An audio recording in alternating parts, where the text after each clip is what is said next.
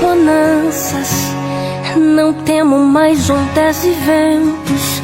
O que pra mim é impossível, pra Deus é só questão de tempo. O mar é grande, eu sou pequeno, mas Deus não vai me abandonar. Isso é história pra eu viver, experiência pra contar. Isso é Jesus a me moldar.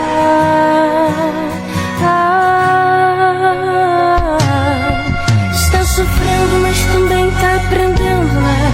Tá machucando, mas também tá te ensinando. Então, toda promessa tem um tempo de espera, mas Deus já decretou vitória nessa guerra.